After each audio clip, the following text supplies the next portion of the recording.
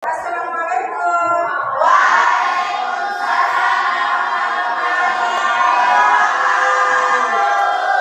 Ya, selamat siang anak-anak.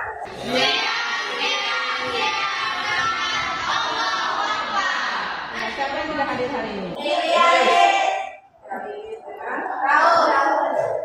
Sebelum mulai kegiatan kita pada siang hari ini, Ibu serahkan kepada Tiara untuk memimpin doa. Teman-teman, sebelum kita memulai pelajaran, marilah kita berdoa. A'udzubillahi minasyaitonirrajim.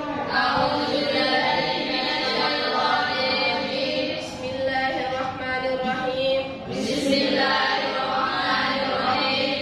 Raditu billahi rabba. Wabil Islam madinah. Wabil Muhammadin nabiyya wa rasulah. Rabbi israh li sadri. Wa yassir li amri. Wahlul 'uqdatam min lisani yafqahu qawli. Rabbi zidni ilman. Warzuqni fahman. Walhamdulillahirabbil alamin.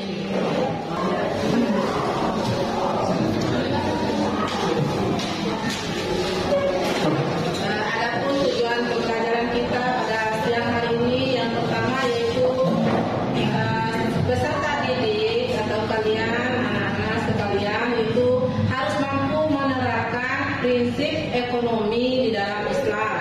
Kemudian bekerja sama dalam menegakkan prinsip dan praktik ekonomi sesuai dengan syariat Islam. Artinya berkolaborasi dengan teman-temannya bagaimana supaya menegakkan syariat Islam yang ada di masyarakat dalam perekonomian. Yang ketiga itu menunjukkan contoh perilaku berekonomi berdasarkan syariat Islam. Yang keempat menampilkan perilaku berekonomi berdasarkan prinsip ajaran Islam. Yang kelima yaitu menjelaskan prinsip-prinsip dan praktik ekonomi Islam. Yang keenam menjelaskan dalil-dalil nas tentang prinsip-prinsip dan praktik ekonomi di dalam Islam. Kira-kira siapa yang tahu apa itu berkaitan dengan prinsip-prinsip ekonomi di dalam Islam? Ya, yang bisa berdiri. Jadi muamalah itu dalam Kamus Besar Bahasa Indonesia itu berarti hubungan kemasyarakatan atau timbal balik. Sedangkan dalam fikih Islam, muamalah yaitu suatu kegiatan tukar menukar suatu barang atau lainnya yang bermanfaat seperti jual beli, sewa menyewa dan lain sebagainya. Terima kasih. Siapa lagi? Ya, saya rasa sudah jelas. Sekarang kalian amati buku yang ada yaitu di halaman 140 tentang prinsip-prinsip ekonomi di dalam Islam.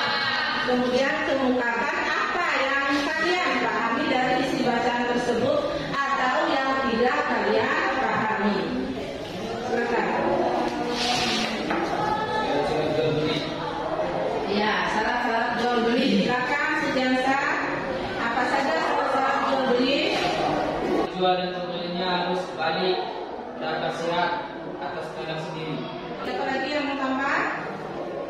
Yang kedua yaitu uang dan barangnya haruslah halal dan suci, haram menjual arak dan bangkai, begitu juga babi dan berhala termasuk lemak bangkai tersebut. Yang kedua bermanfaat, membeli barang-barang yang tidak bermanfaat sama dengan menyia-nyiakan harta atau memboros. Oke. Sekarang saya akan bagi kelompok menjadi 3 kelompok.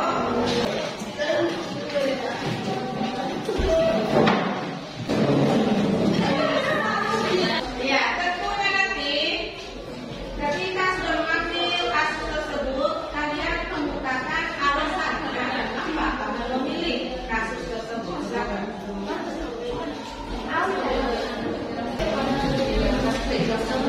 Apa?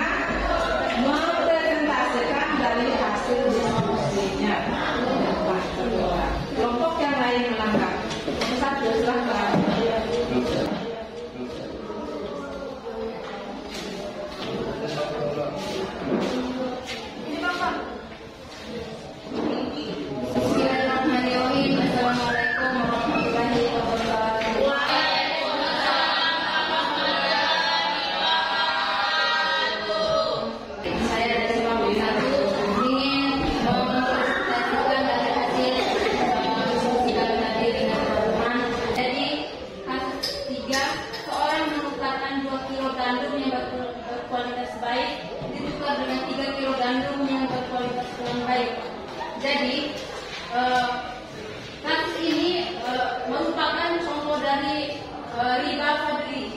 Jadi ini sangat hal yang transaksi ekonomi yang tidak baik, hal yang baik. Karena bahwa sesuai dengan firman Allah Subhanahu wa taala Quran surah Al-Imran surah 3 ayat 130, yaitu hai orang-orang beriman, janganlah kamu memakan riba dengan berlipat ganda dan bertakwalah kamu kepada Allah supaya kamu mendapat keuntungan.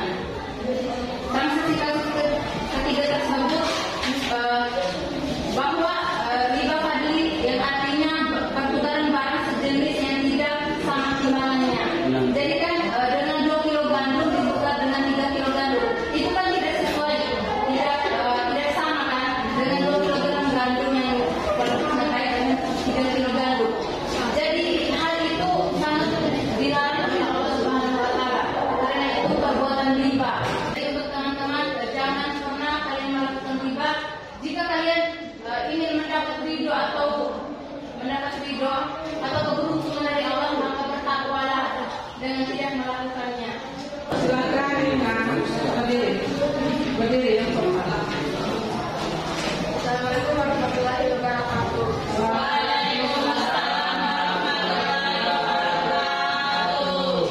Jadi kami ingin bersama kan di sini kan kasus seorang menggunakan 2 kilo gandum yang berkualitas baik ditukar dengan 3 kilo gandum yang berkualitas kurang baik. Apakah itu tidak mustahil? Apakah itu kalau mustahil itu sudah ada karena pertamanya tadi kan 2 kilo itu kan kualitasnya baik. Sedangkan nanti yang ditukar dengan 3 kilo gandum yang berkualitas kurang baik. Kalau menurut saya itu sudah ada tak? Dari 2 kilo yang baik ini ditukar dengan 3 kilo yang tidak baik. Pokoknya ini termasuk yang tidak baik. Seharusnya kalau seorang menukar dengan kilogram yang berkualitas baik, tentu dia sebaliknya juga tukar dengan yang berkualitas lebih baik. Karena hal ini termasuk riba fadli, riba yang pertukaran barang sejenis yang tidak sama timbangannya.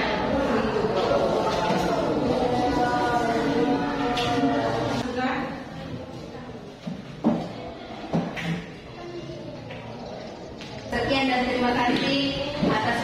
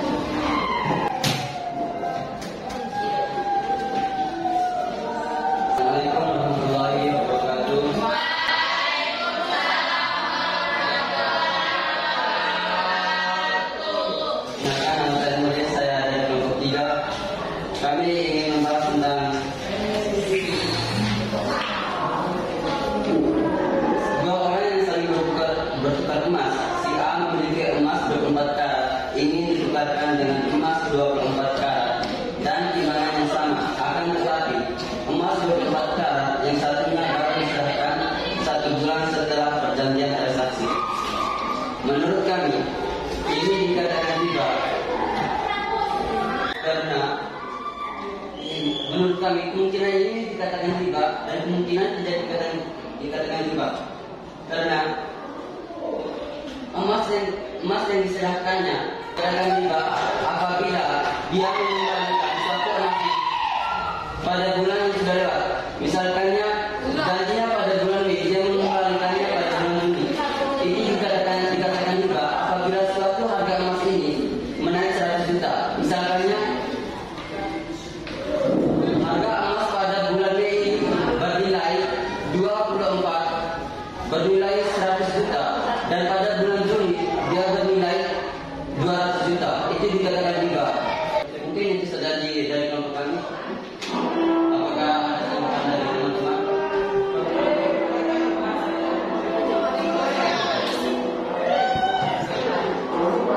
Ya, dari kelompok.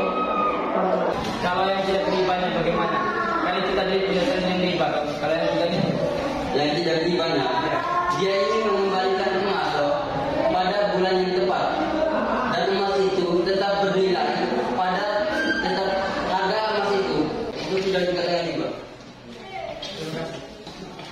Ya, dari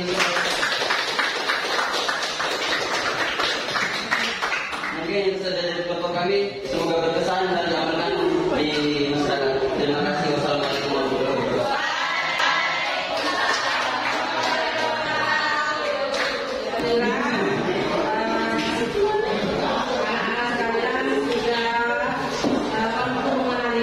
Dari komunikasi dari Indonesia dan tentunya mengangkat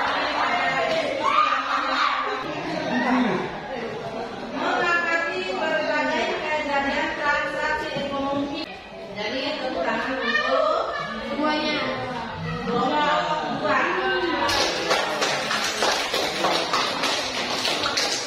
Jadi untuk menutupi kegiatan kita pada pelajaran siang hari ini, Ibu serahkan kepada Satria untuk memimpin doa.